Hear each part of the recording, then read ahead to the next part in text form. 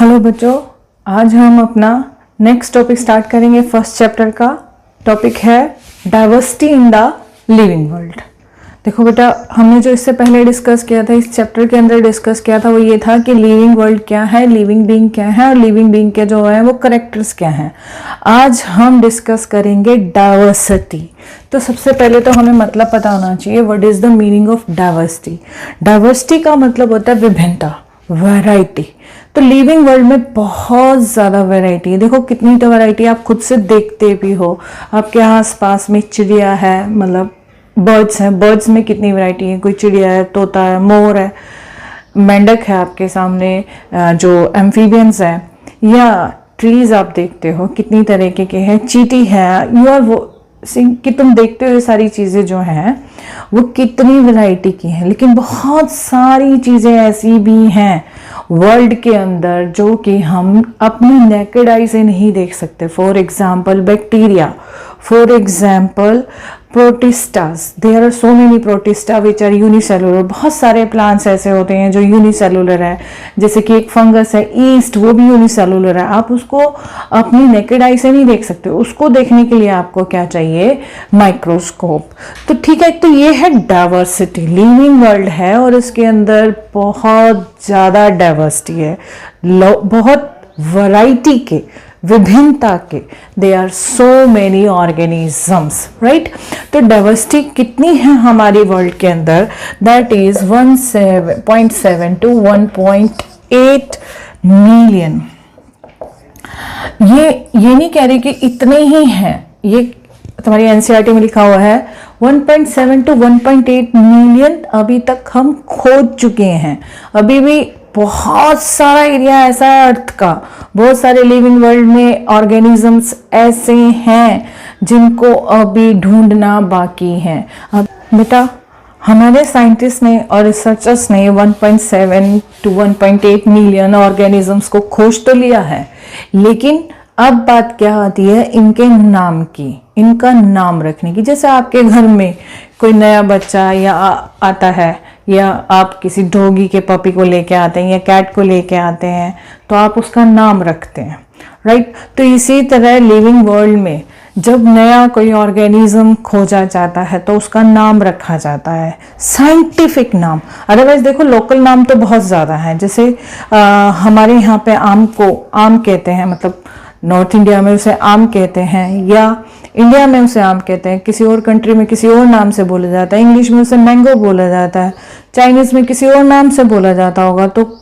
ये एक confusion create करता है, राइट, कि भी लोकल नेम हर जगह अलग अलग होते हैं। कई बार क्या होता है कि एक चीज का लोकल नेम कुछ और है यहाँ पे, लेकिन दूसरी चीज का लोकल नेम सेम वही है। फॉर एग्जाम्पल, मैं हमेशा एक बच्चों को एग्जाम्पल देती हूँ, सिंघाड़े। हम हरियाणा की तरफ में रहते हैं, तो यहाँ पे एक प्लांट है जिसके फ्रूट को सिंघाड़ा कहा जाता है, और वो हम खाते हैं। वो फ्रूट है, प्लांट है और वो फ्रूट है। लेकिन अगर आप इसी तरह से बंगाल की तरफ चले जाएं तो they generally use to call singhara samosa, समोसे को सिंघाड़ा कहते हैं। तो कितना कंफ्यूजिंग है, इधर सिंघाड़ा कुछ और है, उस साइड सिंघाड़ा कुछ और है। There is so many differences in the local name. जैसे अपने यहाँ पे इस साइड हरियाणा पंजाब की साइड जो है प्याज कहते हैं, लेकिन अगर आप बॉम्बे वगैरह महाराष्ट्र की तरफ चले जाओ तो they use to call it कांधा, ऑल दीज थिंग्स, राइट। तो इसलिए इस पजल को, इस कंफ्यूजन को दूर करने के लिए एक नाम दिया जाता है, नॉमेनक्लेचर किया जाता है, और वो साइंटिफिक नॉमेनक्लेचर होता है। ऐसे ही नहीं कि हमने आम को आम कह दिया, उसके करेक्टर के बेसिस पे, उसके करेक्टर क्या है, उसके जेनेटिक करेक्टर, मॉर्फोलॉजी, या उसके फीचर्स क्या है, मतलब सब कुछ देखा जाता है। उसके बाद उसका जो है किसी भी ऑर्गेनिज्म का जो भी नया आइडेंटिफाई किया गया है उसका नाम रखा जाता है। आपकी बुक के अंदर दिया भी हुआ, और इस चीज को हम कहते हैं नॉमेनक्लेचर। नॉमेनक्लेचर, नॉमेनक्लेचर का मतलब होता है नामकरण, किसी चीज का नाम रखना। लेकिन नाम रखने से पहले उसको आइडेंटिफाई करना बहुत जरूरी है। आइडेंटिफिकेशन, ये आइडेंटिफिकेशन का मतलब क्या होता है कि देखो नाम आपने रख दिया, लेकिन उससे पहले ये फाइंड आउट किया जाता है कि उसके कैरेक्टर्स कैसे हैं, उस पर्टिकुलर ऑर्गेनिज्म के या पर्टिकुलर जो भी है, जब वो प्लांट हो, एनिमल हो, बैक्टीरिया मिला हो, प्रोटिस्टा मिला हो, जो वो कुछ भी हो, उसके कैरेक्टर्स कैसे हैं हमें नहीं पता अभी वो क्या है, उसको किस कैटेगरी में रखना है, कौन से टैक्सा में रखना है, क्या है, हम उसके कैरेक्टर्स मिलाते हैं। जो भी साइंटिस्ट, जो भी एक कम्युनिटी बनाई जाती है जो इसका नाम देता है, वो पहले उसके कैरेक्टर्स को आइडेंटिफाई करता है, उसके बेस पे उसका जो है वो नॉमेनक्लेचर होता है। राइट, बहुत सिंपल तरीके से नॉमेनक्लेचर किया जाता है। नॉमेनक्लेचर करते हुए दो बातों का ध्यान दिया जाता है। उसके नाम में दो चीजें होती है, एक तो जेनरिक यानी कि जीनस, और दूसरा होता है स्पेसिफिक नेम। स्पेसिफिक नेम बताता है उसका ओरिजिन क्या है। राइट, जैसे कि आप किसी भी एक नाम को आप देख लें, जैसे कि अपना नाम लगा लें, आपके नाम है और आपके नाम के पीछे सरनेम है। मैं अपना नाम लिखती हूँ Amita. Amita is my own name and Goyal is defining me कि मैं, मेरे पूर्वज कहाँ से थे। इसी तरह आपकी बुक के अंदर एक एग्जाम्पल लिखा हुआ है, that is Mangifera indica. Mangifera indica, Mangifera indica ये बताता है कि Mangifera is the generic name and indica is the specific name of the mango. ये आम का साइंटिफिक नेम है, आप इसे ये भी कह सकते हो ये आम का बोटेनिकल नेम है, विच इज मैंजीफेरा इंडिका। तो जो नामकरण होता है वो दो अक्षरों से होता है, यानी कि दो स्पेसिफिक चीजें ली जाती हैं, generic name as well as the specific name, जिसे हम स्पेसिफिक नेम कहते हैं। तो इस तरह से इसको बोलते हैं बाय नॉमेनक्लेचर। राइट, क्योंकि दो चीजें इन्होंने यूज करी हैं, 1 and 2, दैट इज यहां पे लिख देते हैं बाय नॉमियल नॉमेनक्लेचर। बाय का मतलब होता है टू, नॉमल मतलब नेम, जो दो नामों से जुड़कर बना है। दो नाम कौन कौन से हैं? एक है जेनरिक और दूसरा है स्पेसिफिक। आपकी बुक के अंदर इस चीज को एक्सप्लेन किया गया है कि नाम लिखने के रूल्स हैं, कुछ रूल्स हैं। There are 4 rules written in your book. पहला है, जो नाम होगा, जो भी बायोलॉजिकल नेम होगा, चाहे वो आप उसे बॉटेनिकल कहो, जोलॉजिकल कहो, यानी प्लांट्स का कहो, एनिमल्स का कहो, they are written in the Latin language. ये पहले भी हम बात कर चुके हैं कि ये लैटिन लैंग्वेज से ही हमारे बायोलॉजी के मैक्सिमम वर्ड्स जो हैं वो लिए गए हैं। दूसरा, अगर आप हाथ से लिख रहे हो और बुक में लिखा हुआ है तो दोनों के नियम अलग अलग हैं। इफ इट इज प्रिंटेड, यानी कि जैसे कि आपकी बुक्स के अंदर, और आप अपनी खोल के देख सकते हैं, they are written as italic. Italic का मतलब होता है थोड़ा टेढ़ा टेढ़ा, जैसे कि मैंजीफेरा लिखा हुआ है ऐसे लिखा हुआ है। बाकी सब शब्द जो होंगे वो सीधे होंगे, लेकिन मैंजीफेरा इंडिका जो है वो बुक के अंदर ऐसा लिखा हुआ है, उसके अंदर कोई अंडरलाइन नहीं है बुक के अंदर। ठीक है, जब वो प्रिंटेड होता है तो वो इटैलिक होता है। लैटिन भाषा में तो हाथ से लिखेंगे तब भी लैटिन भाषा में होगा, और प्रिंटेड होगा तब भी। तो जब हम हाथ से लिखेंगे तब क्या होगा? हाथ से लिखने में हमें इटैलिक लिखने की जरूरत नहीं है, टेढ़ा लिखने की जरूरत नहीं है, हम सीधा लिखेंगे मैंजीफेरा इंडिका। बस फर्क क्या होगा? उस चीज में हमने इसे अंडरलाइन कर दिया है।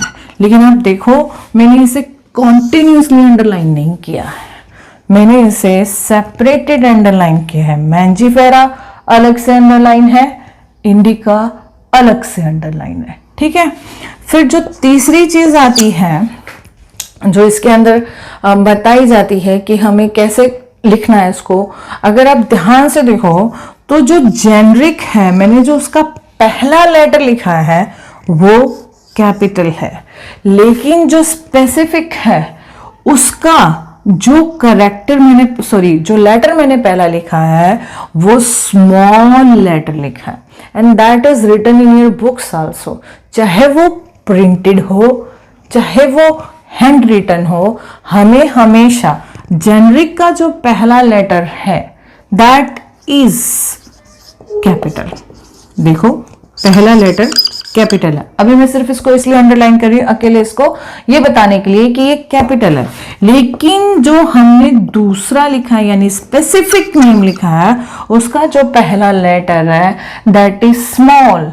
हम पढ़ते हैं, शुरू से हम पढ़ते हैं अल्फाबेट में एक बिग लेटर होते हैं, एक स्मॉल लेटर होते हैं, और ऑफ कोर्स अगर हाथ से लिख रहे हैं we have to underline it the separate. तो पहला ये में 2 वर्ड्स हैं that is specific and generic, ये तो हमें लिखना ही है। दूसरा अगर प्रिंटेड है तो वो इटैलिक होगा। तीसरा अगर हम हाथ से लिख रहे हैं तो हमें सीधा लिखना है, बस हमें उसे अंडरलाइन करना है, लेकिन अंडरलाइन कॉन्टिन्यूसली नहीं लिखना। ये बीएमटी में एक बार क्वेश्चन आया हुआ है, एक बार उन्होंने अंडरलाइन अलग अलग कर दिया, एक बार उन्होंने अंडरलाइन इकट्ठा कर दिया, लिखा सही कैपिटल और स्मॉल लेटर, एक बार में उसने लिख दिया दोनों को कैपिटल, मैंजीफेरा को भी कैपिटल लिख दिया और इंडिका का आई भी जो है वो कैपिटल कर दिया। This create the problem. यही बस हमें अंतर समझना है कि तो इनमें से करेक्ट कौन सा है। डेफिनेटली ये वाला करेक्ट है जो हमारे बुक्स के, अगर वो आपको प्रिंटेड दे रहे हैं, वो क्वेश्चन में पूछेंगे भाई प्रिंटेड हो तो कैसा होगा, हैंड रिटन होगा तो वो कैसा होगा, स्पेसिफाई करते हैं क्वेश्चन में। अगर वो ये पूछ रहे हैं कि प्रिंटेड तो डेफिनेटली उसके नीचे अंडरलाइन नहीं होगा और वो इटैलिक होगा, ठीक है। अगर वो हैंड रिटन कहते हैं तो आपके पास ऑप्शन है, आपको पता है कि it is underline, it is separated underline. दोनों ही सूरतों में देखो, यहाँ पे भी उसने क्या किया, दोनों वर्ड्स कैपिटल भी कर दिए, लेकिन दोनों लेटर कैपिटल भी कर दिए और दोनों को इकट्ठा अंडरलाइन भी कर दिया, तो ये क्या है, गलत। एक और चीज तुम्हारी किताब के अंदर है, जैसे मैंने नाम दिया तो मैं ऑथर हूं, मेरा नाम उसके पीछे कैसे लिखा जाएगा। तो जो नोमेनक्लेचर दिया था वो साइंटिस्ट थे, नाम उनका था कार्लेस लीनियस। जो कार्लेस लीनियस थे, तो जैसे अब मैं मैंजीफेरा इंडिका की ही बात कर रही हूँ या मैं अपना नाम लिखना चाहती हूँ, मान लो मैंने इसके लिए मैंने काम किया, इसकी डिस्कवरी या इसके डिस्कवरी, इसका नामकरण मैंने किया, आई एम द ऑथर, तो मेरा नाम यहाँ पीछे एब्रिवेशन में लिखा जाएगा, कंप्लीट नहीं, एब्रिवेशन, अमिता पूरा नहीं, AMI, वो मेरे को देखना है कि 3 वर्ड्स हैं, 2 वर्ड्स हैं और उसके बाद डॉट। तो आपकी किताब में यहाँ AMI नहीं, लीनियस का नाम लिखा होगा, दैट इज LINN और यहाँ पे डॉट है। लीनियस का L जो है आप देखोगे दैट इज कैपिटल, ठीक है। तो ऑथर का नाम हमेशा जेनरिक स्पेसिफिक नेम के बाद ही लिखा जाता है और एब्रिवेशन में लिखा जाता है, कभी भी कंप्लीट नाम जो है वो इसका नहीं लिखा जाता। तो ये तो थे बायनोमियल नोमेनक्लेचर के रूल, और ये हमें बहुत अच्छे से समझ में आने चाहिए और याद रहने चाहिए, क्योंकि इसके बेस पे कई बार क्वेश्चन जो है वो पीएमटी में भी आ चुका है, ठीक है। टॉपिक है क्लासिफिकेशन। क्लासिफिकेशन मतलब हर एक को उनके कैरेक्टर के बेसिस पे अलग अलग ग्रुप्स में डिवाइड करना, यानी कि अलग अलग कैटेगरीज में डिवाइड करना। कैटेगरीज को हम साइंटिफिकली टैक्सा कहते हैं। कैटेगरीज को हम साइंटिफिकली, कोई भी कैटेगरी, फॉर एग्जाम्पल आप जानते हो मैमल्स, सुनते हो मैमल्स, तो आपको पता है मैमल्स के कैरेक्टर क्या होते हैं, जिनके एक्सटर्नल ईयर यानी कि पिन्ना हो, शरीर पे बाल हो, मेमोरी ग्लैंड हो, यंग वंस को बर्थ देते हो, ठीक है। तो ये क्या है, मैमल्स भी एक कैटेगरी है। आपको पता है सबसे पहले आप पढ़ते हो ये पौधे हैं, ये एनिमल्स हैं, यानी ये प्लांट्स हैं, ये एनिमल्स है। प्लांट्स भी एक कैटेगरी है, एनिमल्स भी एक कैटेगरी है, बर्ड्स भी एक कैटेगरी है, मैमल भी एक कैटेगरी है, एम्फीबियन भी एक कैटेगरी है, मतलब they are taxa. Taxa simple, category को साइंटिफिक टर्म में हम कहते हैं टैक्सा, अदरवाइज हम कैटेगरी कहते हैं। और उनको उनके कैरेक्टर के बेस पे उनकी कैटेगरी में डालना, उनके टैक्सा में डालना is known as a classification. तो जैसे तुम्हारे स्कूल में है या तुम्हारी क्लासेस में होता है, तुम जानते हो कि तुम ऑलमोस्ट तुम्हारी क्लास में एक ही लगभग एज ग्रुप जो है वो आसपास ही होगा, कोई 1+ होगा या कोई 1- होगा, यानी कि औसतन उम्र तुम्हारी क्लास में 15, 16, 17 साल की होगी। इससे ज्यादा कम 13 साल का बच्चा +1 या +2 में नहीं मिलेगा। 20 साल का बच्चा इन जनरल आपको +1 और +2 में नहीं मिलेगा। तो ये क्या है, कैटेगरी है ना, on the basis of the age on the basis 10वीं पास करके ही 11th में आते हैं, बिना 10वीं पास करें यानी 10th के एग्जाम दिए बगैर 11th में नहीं आते। तो वो एक करेक्टरिस्टिक है। 11th में कब आएंगे? जब 10th जो है वो क्लियर हो जाएगी। तो इसी तरह सभी ऑर्गेनिजम्स का है, पर्टिकुलर करेक्टर होते हैं, उन करेक्टर के बेसिस पे उनको डिफरेंट डिफरेंट ग्रुप में बदल देते, रख देते हैं ताकि इजी हो जाए, हमारे लिए कन्वीनियंट हो जाए। अब इतना हो जो सारे ऑर्गेनिज्म है पूरे होल वर्ल्ड के, अगर इनको करेक्टराइज नहीं करेंगे तो बहुत टफ हो जाएगा। फिशेस अलग नहीं रखेंगे, एम्फीबियंस को अलग नहीं करेंगे, रेप्टाइल्स को अलग नहीं करेंगे, एप्स को अलग नहीं करेंगे, that will be the complicated for us. So इसलिए उनको डिफरेंट डिफरेंट कैटेगरी में रखा है। जैसे तुम्हारे स्कूल में है, अगर तुम्हारे को सभी बच्चों को, भाई आज ये बच्चा 8 बजे आया है तो इसको नर्सरी में बिठाओ, चाहे वो 15 साल का हो, चाहे वो 4 साल का हो, तो दैट इज नॉट ना कि 4 साल 3 साल 5 साल का बच्चा ही नर्सरी में जो है वो बैठेगा, 15 साल का बच्चा जाके नर्सरी में नहीं बैठेगा। तो there are some characters on which your school is also characterized, your class is also characterized, same is in the living world, बिल्कुल सेम तरीके से होता है, बस वहां पे कैरेक्टर्स जो है वो अलग देखे जाते हैं, वहां पे फीचर्स अलग देखे जाते हैं, उनके बायोलॉजिकल प्रोसेस देखे जाते हैं, उस बेस पे इनको क्लासिफाई किया जाता है। अच्छा, और जो जिसे हम कैटेगरीज कहते हैं और जिसे हम टेक्सा जो है वो वर्ड जो है वो हम यूज करते हैं, क्लासिफिकेशन, राइट। अब ये टेक्सा आप किसी को भी कह सकते हो। मैंने फिर से बोला प्लांट्स भी टेक्सा है, प्लांट भी एक टेक्सा है। प्लांट मतलब बोलते ही समझ में आ जाता है, हाँ, जिसके हरे हरे पत्ते होंगे, जो कि फोटोसिंथेसिस करता है, जो हमें ऑक्सीजन देता है। एनिमल्स जो एक जगह से दूसरी जगह मूवमेंट करते हैं, हमें मतलब बोला और हमें समझ में आ गया। एनिमल्स में भी हमने बोला रेप्टाइल्स, हाँ रेप्टाइल, हमें नहीं सोचने की जरूरत कि सांप होगा, ये होगा, जो रेंग रहा है, ठीक है, तो बोलते ही समझ में आ जाए कि उसके अंदर ये कैरेक्टर्स है। एम्फीबियंस समझ में आ जाए, जो पानी में भी रहते हैं और जो टेरेस्ट्रियल भी हैं, ठीक है। बर्ड्स जो हवा में उड़ते हैं, बर्ड्स भी एक टेक्स है, एक कैटेगरी, ठीक है। तो these are known as a categories, and this process to put the organism in different categories is known as a classification, right? अब बात आती है टैक्सोनॉमी।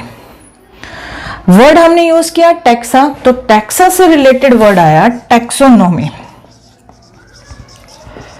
टैक्सोनॉमी का मतलब होता है कि वो ब्रांच, वो स्टडी जिसके अंदर हम ग्रुप्स के अंदर ऑर्गेनिज्म को रखते हैं, डिवाइड करते हैं according to their character. Simple, उस स्टडी को जो हम कहते हैं टैक्सोनॉमी कहते हैं, ठीक है। और ये सब चीज एक सिस्टम में होती हैं, इसलिए एक वर्ड और आपकी बुक में लिखा हुआ है systematics. Systematics, that word is taken from the Latin भाषा से ही लिया हुआ है, definitely, that is systema. Systema का मतलब होता है अरेंजमेंट इन अ ऑर्डर, एक ऑर्डर में अरेंज करना, जैसे एक के बाद दो, दो के बाद तीन। हम इसी तरह तो अरेंजमेंट करते हैं। आप घर में अपनी शेल्फ में किताबें लगाते हैं तो बड़ी एक साइड लगाते हैं, छोटी एक साइड लगाते हैं, और बड़ी में भी बायोलॉजी, फिजिक्स, केमिस्ट्री, मैथ, आप उनको सेपरेट करते हैं, कैटेगराइज्ड है, उनकी अपनी अपनी एक कैटेगरी है। तो ये जो टैक्सोनॉमी है, ये वो स्टडी है जो कि डील करती है टैक्सा को अरेंज करने में या उसकी स्टडी में, और सिस्टमेटिक तरीके में किया जाता है। और वो एक लैटिन वर्ड से जो है वो ड्राइव्ड है, और उस वर्ड का नाम क्या है? सिस्टेमा, ठीक है। तो सिस्टेमा का मतलब होता है arrangement in a particular order, in a manner, ठीक है। तो अब हम अगली बात करते हैं। अच्छा, सिस्टेमा से एक चीज और याद आई मुझे कि जो कार्लेस लीनियस थे, जो मैंने अभी आपको बताया, जिन्होंने बायनोमियल नोमेनक्लेचर जो है वो दिया है, उनका एक पेपर था जिसका नाम था सिस्टेमा नेचर, वो उन्होंने पब्लिश किया था। उसमें उन्होंने थोड़ा सा बायनोमियल नोमेनक्लेचर के बारे में बताया था। उस पब्लिकेशन का नाम था, उस पब्लिकेशन का टाइटल ही यही था, सिस्टेमा नेचर, यानी कि नेचर के अंदर सिस्टम से अरेंजमेंट जो है वो किया हुआ है, ठीक है। और अब एक और चीज आती है, वर्ड, जैसे ये सब काम कौन करता है? अरेंजमेंट कौन करता है, कौन इनको नाम देता है। हम बार बार कह रहे हैं कि नाम दो शब्दों में है, जेनरिक और स्पेसिफिक। अरेंजमेंट किया जाता है, क्लासिफाई किया जाता है। तो दो कम्युनिटीज बना रखी हैं, ये कह लीजिए दो सोसाइटीज हैं। एक का नाम है ICBN और दूसरे का नाम है ICZN, international code of botanical nomenclature, international code of zoological nomenclature. Botanical plants का नाम देना, जोलॉजिकल एनिमल्स का नाम देना। तो ये दो कोड हैं जो बनाए जाते हैं। इसमें group of scientist, group of researchers जो है वो बैठते हैं on the analysis of their character, on the analysis of their features organism के। उसके बाद ये डिसाइड करते हैं कि ऑर्गेनिज्म का या उसका जो भी फाइंडिंग हुई है उसके किस करेक्टर, जो भी करेक्टर होते हैं उस बेस के ऊपर उसको कौन सी कैटेगरी में रखना चाहिए, उसका क्या नाम होना चाहिए और वो कौन से स्पीसीज या जीनस से, फैमिली से, किससे जो है बिलोंग करता है। ये जो मैं नाम ले रही हूँ ये हम अब आगे पढ़ेंगे नेक्स्ट चैप्टर के अंदर, दैट इज बायोलॉजिकल क्लासिफिकेशन। ठीक है, पर अभी तो हम इसी के बारे में बात करते हैं। ठीक, एक जो टेक्सोनोमी होता है वो एक पर्टिकुलर चीज सिस्टम है। जैसे पहले किसी चीज को करेक्टराइज करना, आइडेंटिफाई करना, क्लासिफाई करना और उसके बाद उसको नोमेनक्लेचर यानी कि उसका जो है वो नाम देना। तो ये था हमारा जो टॉपिक है diversity in the living world.